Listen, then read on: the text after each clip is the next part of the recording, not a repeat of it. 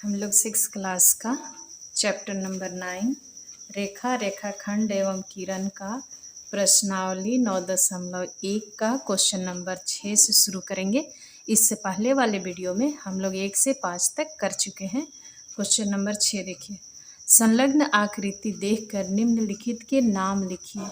यहाँ आकृति बना हुआ है, ए बी एक रेखा है, दूसरा सी डी है जो दोनों एक दूसरे के समांतर है, और एल एम एक रेखा है और एक रेखा एन ओ है। इसमें पी क्यू एस और आर इस तरह से दिया हुआ है। पहला क्वेश्चन है 4 रेखाखंड लिखिए। 4 रेखाखंड लिखना है तो हमारे पास रेखा का खंड यहाँ से यहाँ तक 1, यहाँ से यहाँ तक 2, यहाँ से यहाँ तक 3 और यहाँ से यहाँ तक 4। तो किसी को भी नाम लिखिए पहले। पी आर, उसके बाद आर एस और क्यू एस और पी क्यू। ये 4 रेखाखंड। अगला है 4 किरण लिखिए। 4 किरण, किरण के लिए हम लोग पढ़े हैं एक अंत बिंदु होता है और एक ही और आगे की ओर बढ़ता है। तो इस जगह से हम लोग लेंगे इधर से इधर की ओर, तो हो जाएगा हमारा क्यू एम एक किरण, दूसरा यहाँ से लीजिए तो एस ओ दूसरा किरण, यहाँ से लेंगे आर बी तीसरा हो गया, यहाँ ले लीजिए पी ए इस तरह से। और भी किरण है, इधर पी एल भी ले सकते हैं, आर एन भी ले सकते हैं, क्यू सी भी ले सकते हैं। 4 ही पूछ रहा है तो 4 किरण का नाम ये हुआ।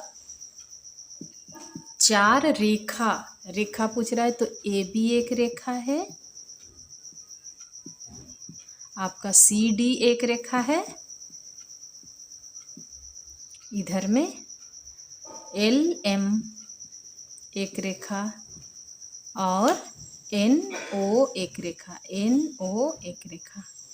इस तरह से आपका 4 रेखाखंड हुआ, 4 किरण हो गया और 4 रेखा भी हो गया। नेक्स्ट 7वां प्रश्न देखिए, नीचे दी गई आकृतियों में रेखाखंड को गिनिए और उनके नाम लिखिए। इसमें जितने भी रेखाखंड है उनको लिखना है गिन करके।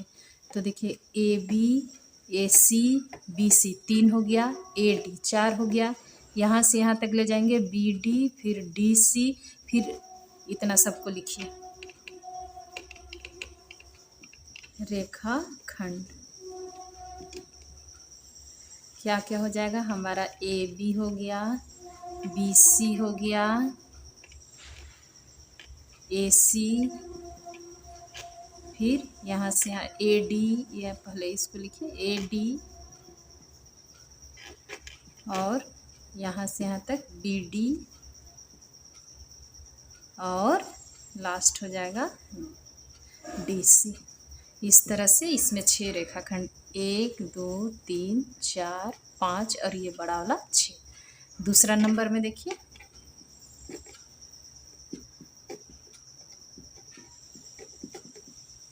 इसमें देखिए A B, B C, C D, D A 4 हुआ। पहले इनका नाम लिखिए, A B, B C, C D, D A, ये 4 हो गया। उसके बाद यहाँ से यहाँ तक लिखिए ए सी और बी डी, और इसमें देखिए यहाँ से यहाँ तक ये छोटा वाला भी एक रेखाखंड है, तो ओ ए, ओ सी, इधर से देखिए डी से ओ तक ओ डी और ओ बी। इस तरह से इसमें रेखाखंड की संख्या 10। अगला में देखिए,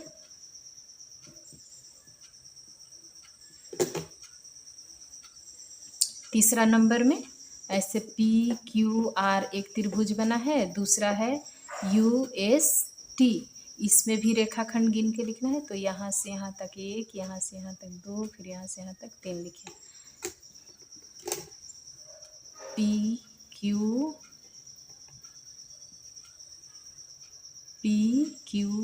क्यू आर और आर पी या पी आर, जैसे भी ऐसा। उसके बाद इसमें लिखेंगे यहाँ से यहाँ तक टी यू एस और एस टी। इस तरह से सब रेखाखंड का नाम हो गया। क्वेश्चन नंबर 8 देखिए।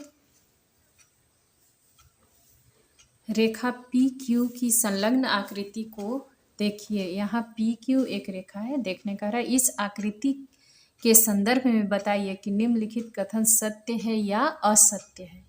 यहाँ है क्यू, एन, ओ, एम और पी। यहाँ पहला प्रश्न पूछ रहा है कि एम, बिंदु एम यहाँ जो है किरण ओ पी पर एक बिंदु है। ओ पी,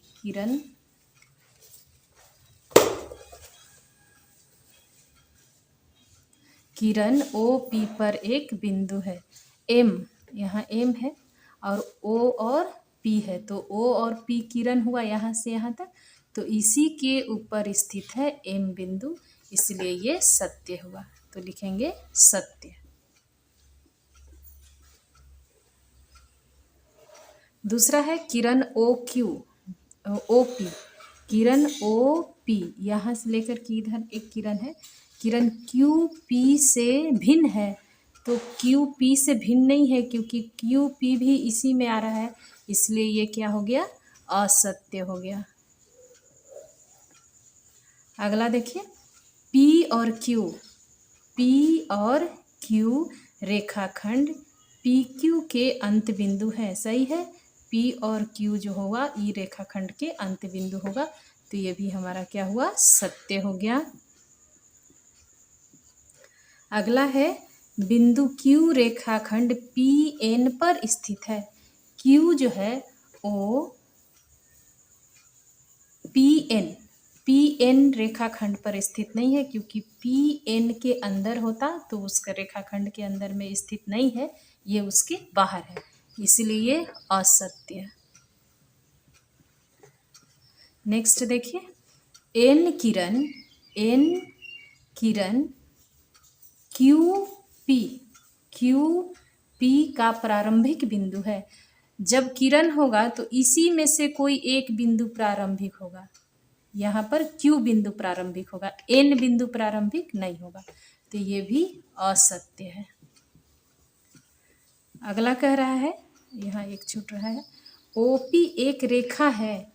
ओपी एक रेखा नहीं है, क्योंकि ओ से शुरू कर रहे हैं तो ये एक ही दिशा में आगे की ओर जा रहा है, तो ओपी एक किरण होगा, इसलिए ये भी हमारा क्या हो जाएगा, असत्य। नेक्स्ट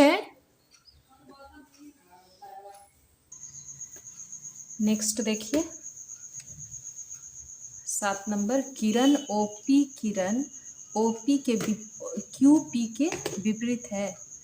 तो यहाँ ओ पी इधर आ रहा है और क्यूपी भी इधर ही आ रहा है, एक ही दिशा में है, विपरीत नहीं है, इसलिए ये भी असत्य होगा। लास्ट है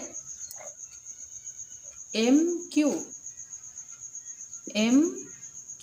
यहाँ किरण लिखा है, एम क्यू किरण एक रेखाखंड है, तो ये रेखाखंड नहीं ना होगा, एम क्यू एक ही दिशा में आगे की ओर ऐसे बढ़ रहा है, तो ये एक रेखाखंड नहीं, एम क्यू एक किरण होगा, तो इसलिए ये भी हमारा असत्य है।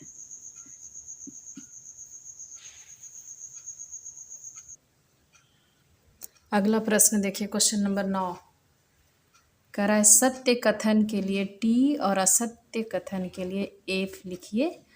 पहला है कि एक बिंदु में निश्चित लंबाई, चौड़ाई और ऊंचाई होती है।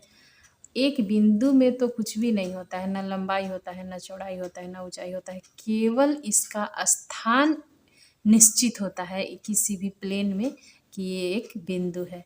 इसमें लंबाई चौड़ाई और ऊंचाई कुछ भी नहीं होता है, इसलिए ये गलत है। तो असत्य के आगे एफ लिखना है, इसमें एफ लिखिए।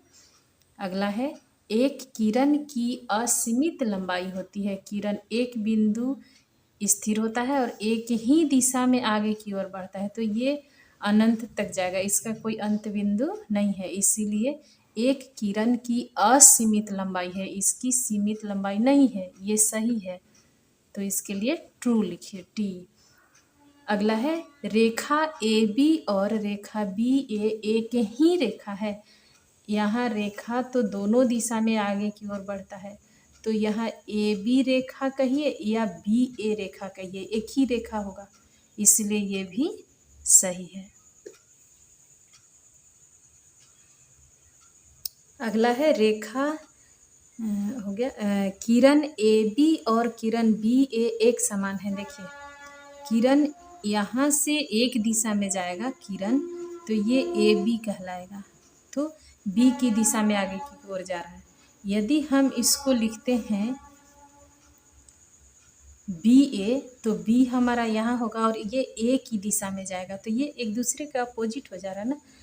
यहाँ ए से बी की दिशा में जा रहा है, यहाँ बी से ए की दिशा में जा रहा है, तो एक समान नहीं है, इसलिए ये असत्य है। तो इसके लिए एफ लिखेंगे, फॉल्स। नेक्स्ट है रेखाखंड ए बी और रेखाखंड बी ए एक ही समान है। यदि यहाँ पर एक बिंदु ये है, एक बिंदु ए बी है, रेखाखंड केवल दिया हुआ है, तो ए बी कहिए या बी ए कहिए सेम होगा, यही रेखाखंड है, इसमें और कहीं इधर उधर नहीं जाना है, इसलिए ये भी हमारा सही है, तो ट्रू होगा। पहला फॉल्स, दूसरा ट्रू, तीसरा भी ट्रू और चौथा फॉल्स, पांचवा भी ट्रू। नेक्स्ट है क्वेश्चन नंबर 10। नीचे दी गई लंबाई की रेखाखंड बनाइए।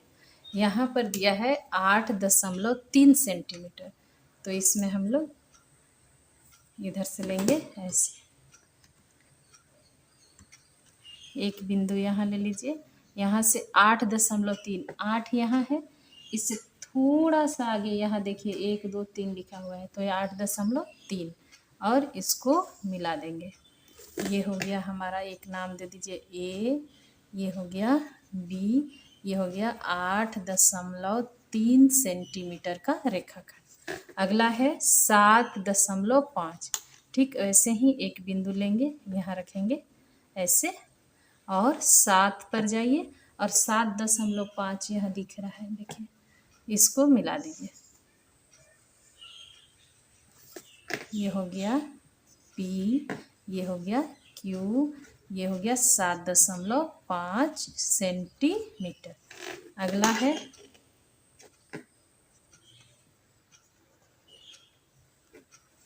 6.8, यहाँ रखिए ऐसे, और 6 आ गया, और यहाँ 5 6 7 8, ये 7 से थोड़ा सा पहले यहाँ पर 2 लाइन दिख रहा है, इस यहाँ से इसको मिला दें, ये हो जाएगा एल, ये हो गया एम, यहाँ है 6.8 सेंटीमीटर।